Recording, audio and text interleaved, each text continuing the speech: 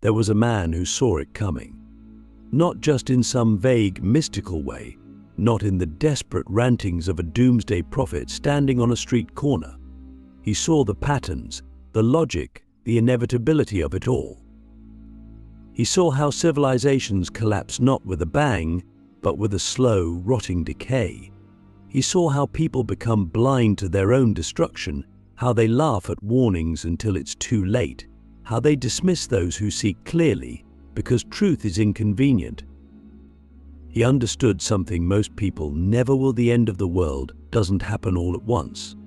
It happens in pieces, slowly, gradually, so quietly that by the time you realize it, you're already standing in the ruins.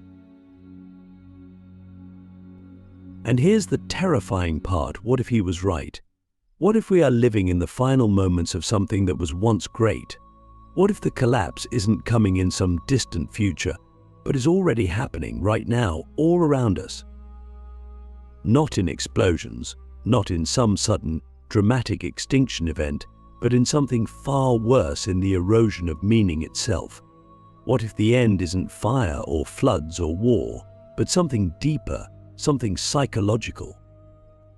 What if the real apocalypse isn't a disaster we can see, but a slow decay of the mind, of purpose, of everything that makes us human?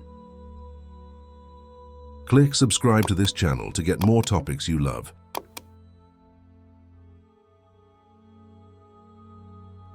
Because if you look closely, the signs are everywhere. The world isn't dying in the way we expected. It's being drained. Not of resources, not of technology, but of something far more vital: thought. People don't think anymore. Not in the way they used to. Not in the way that built civilizations, that sparked revolutions, that created everything we take for granted. Thinking has been outsourced. Reality has been outsourced. Attention spans are shrinking, curiosity is dying, and nobody even notices because distraction has replaced awareness. And if thinking dies, if meaning dies, if people stop questioning, stop resisting, stop fighting for something real, what's left is a world without thought even worth living in. And this is where the man who predicted the end understood something most people never will: the world doesn't need to explode to end. It just needs people to stop caring. And that's exactly what's happening. People are being conditioned, slowly, subtly, to be passive, to accept, to consume, to trade real experience for entertainment, deep thought for surface-level stimulation, meaning for convenience. Every system around you, every structure, every institution is designed to keep you compliant, to keep you numb, to keep you so distracted that you don't even see what's being taken from you. And by the time you do, it will be too late. Because the greatest trick of all is convincing people that the world is still fine while everything crumbles beneath their feet. People expect the end of the world to be loud. Explosions, chaos, something unmistakable. But that's not how civilizations fall. That's not how humanity loses itself. The real collapse happens quietly, in ways so small they seem harmless.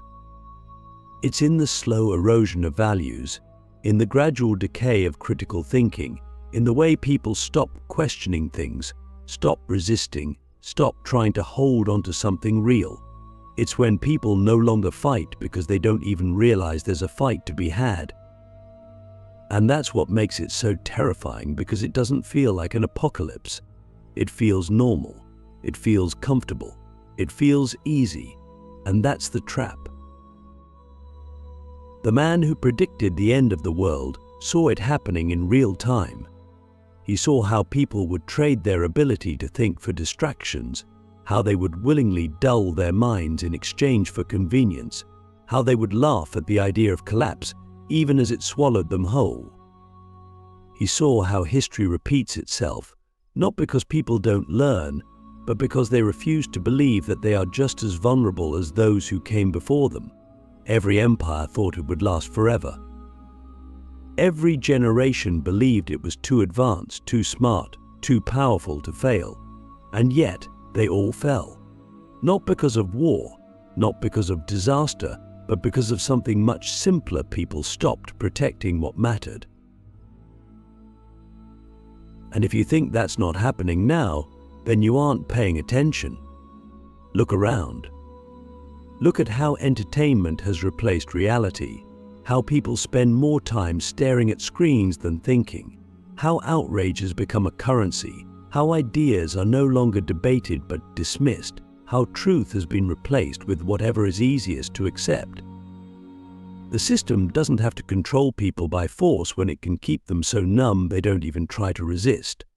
People laugh at warnings, not because they've thought about them and found them untrue, but because it's easier to mock than to think.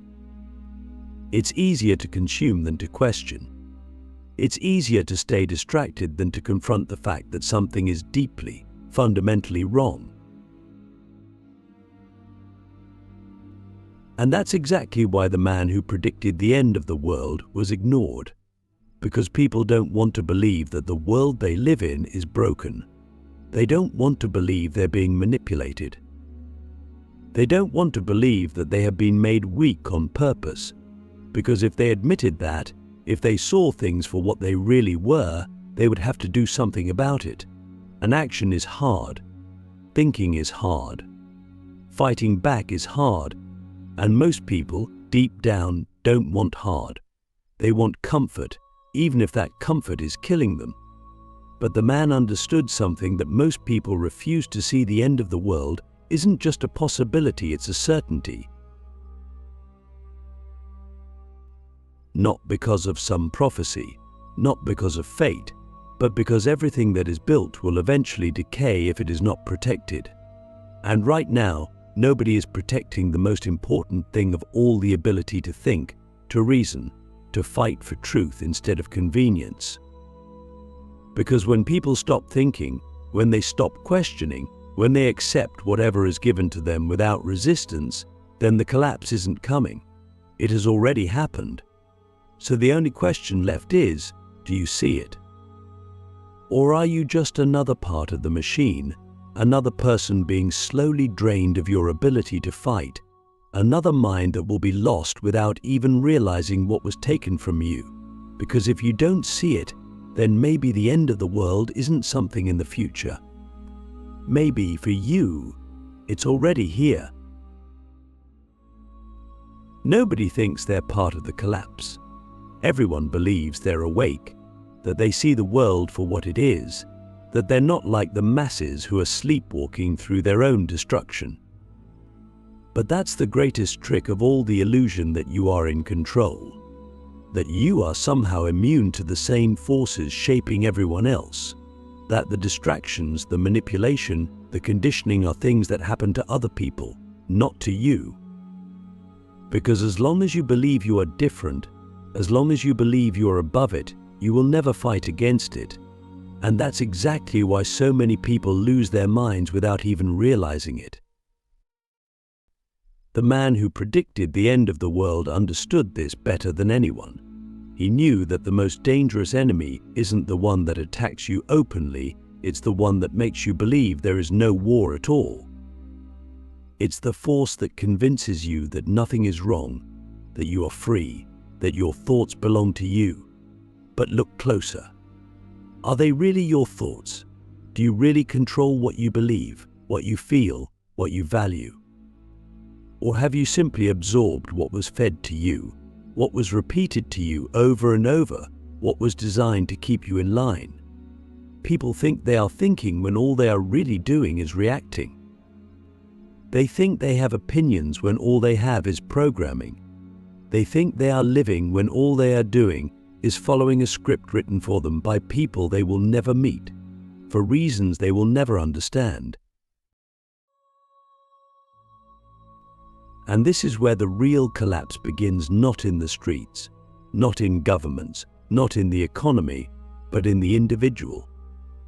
The world doesn't fall apart because buildings crumble or because systems fail.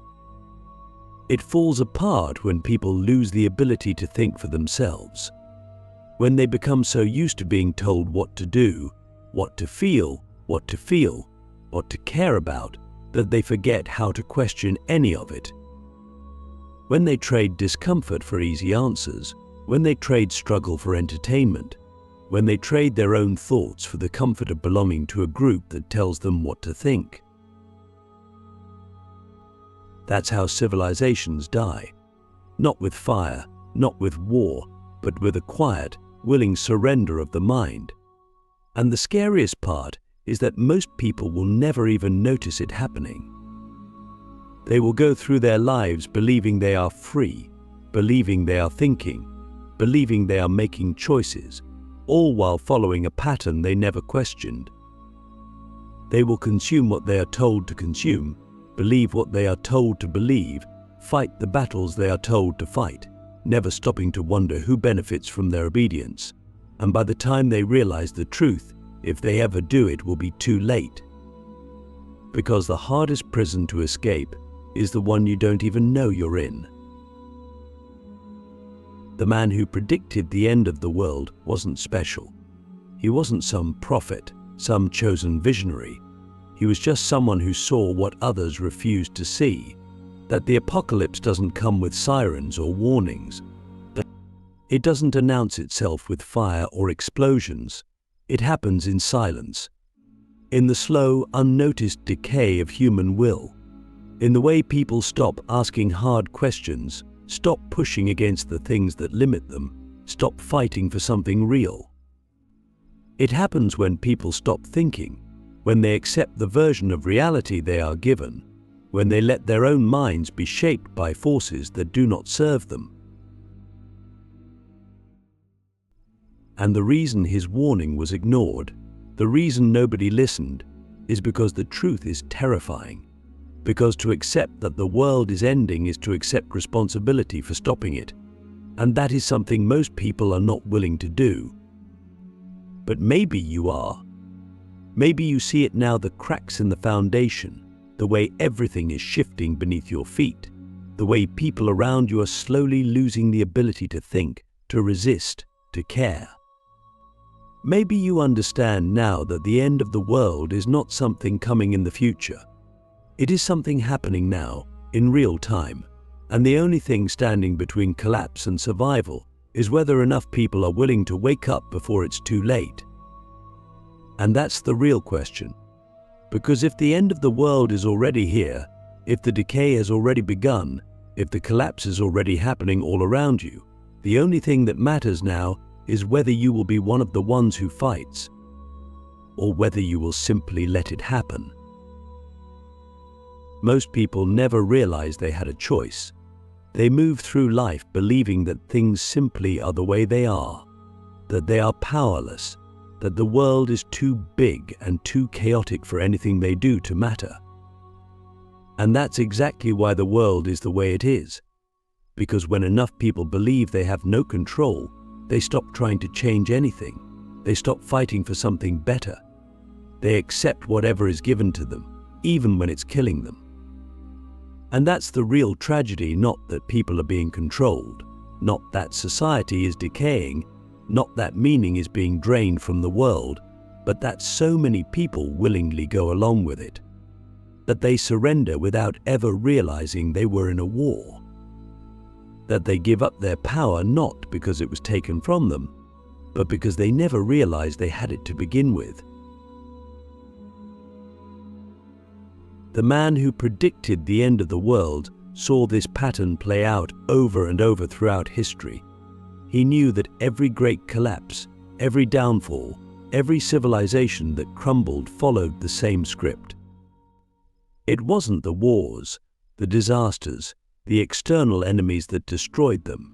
It was the internal decay, the weakening of the mind, the erosion of will, the slow transformation of a strong, thinking people into passive, comfortable consumers who stopped caring about the future because they were too distracted by the present. And he saw how easily it happened, how people fell into it without even noticing, how they were conditioned to seek pleasure over meaning, distraction over depth, conformity over individuality, how they were made to feel powerless so they wouldn't even think to resist, Because that's the key to control, not forcing people into submission, but making them believe submission is their own choice. And that's exactly what's happening now. Not in some dystopian, futuristic nightmare, but in the world you are living in right now. Look at how quickly people abandon their own thoughts for whatever is trending. Look at how easily they are manipulated into fighting battles that don't matter, into being outraged over things they don't understand, into believing whatever makes them feel comfortable instead of whatever is true. Look at how rare it is to find someone who can sit in silence, who can think deeply, who can resist the urge to distract themselves every second of the day. Look at how society rewards weakness, how intelligence is mocked, how ignorance is not just tolerated but encouraged. And then ask yourself how much of this is by accident, and how much of it is intentional. Because the man who predicted the end of the world knew that this was never about convenience, never about entertainment, never about progress. It was about control, about creating a world where people are so distracted, so overstimulated, so emotionally exhausted that they don't even have the energy to resist, where they are given so many choices that they forget the most important one of all, the choice to think for themselves. The choice to reject the version of reality they have been given. The choice to stop being a passive observer in their own lives and take control of their own minds. Because in the end, that is the only battle that matters. Not the wars between nations, not the conflicts between ideologies, not the endless political fights that people waste their energy on while the real war is being fought inside their own heads. The battle is for your mind. And every second you spend distracted, every moment you spend numbing yourself, every time you choose comfort over truth, you are losing. So what do you do? How do you fight something that is everywhere, that has already shaped you, that has already turned you into something you never meant to be? The first step is to see it, to admit that you are not as free as you think you are, to acknowledge that your thoughts, your beliefs, your desires have been shaped by forces you never questioned. And once you see that, once you truly understand it, everything changes, because now you have a choice. You can keep going, keep following the script, keep living in the illusion of freedom while your mind is slowly drained of everything that makes it yours. Or you can take it back. Not by rebelling against the system in some grand, dramatic way, not by shouting into the void, not by blaming the world for what has happened to you, but by doing the hardest thing of all, rebuilding your mind from the ground up. And that means breaking every habit that keeps you weak. It means cutting out the endless distractions, the meaningless entertainment, the constant cycle of passive consumption that has been designed to keep you numb. It means forcing yourself to think deeply, even when it's uncomfortable, even when it hurts, even when it makes you question everything you thought you knew. It means rejecting the easy answers, the comforting lies, the illusion that things will just fix themselves if you wait long enough. It means training your mind the way you would train your body, through resistance, through struggle, through pushing yourself beyond what feels comfortable. It means reading long books instead of short posts, sitting in silence instead of drowning in noise, seeking truth even when it's painful. It means becoming someone who cannot be manipulated, who cannot be controlled, who cannot be broken. Because the man who predicted the end of the world knew one final truth: there is no saving the world.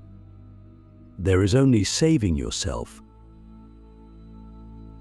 And if enough people do that, if enough people wake up, if enough people break free from the illusion and take back their own minds, then maybe, just maybe, the end of the world isn't inevitable.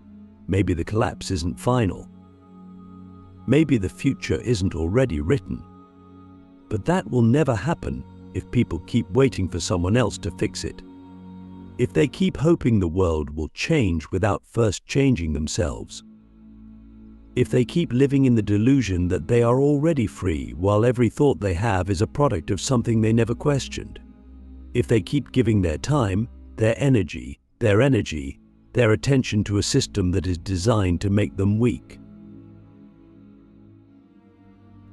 Because in the end, the only thing that will decide whether the world truly falls or whether something new is built in its place is whether enough people are willing to wake up before it's too late. Not just in words, not just in theories, but in action. In the way they live, in the way they think, in the way they refuse to be another piece of a machine that was never meant to serve them. And if you're still watching this, if something inside you is still fighting, still resisting, still refusing to let go of the idea that you were meant for more, then maybe it's not too late. Maybe there's still a chance. Maybe the end of the world isn't the end. Maybe it's the beginning of something else. But that will never happen if you keep waiting. It will never happen if you keep wasting time. It will never happen if you keep doing the things that are keeping you weak. The collapse is already happening. The decay has already begun. The only question now is, what are you going to do about it?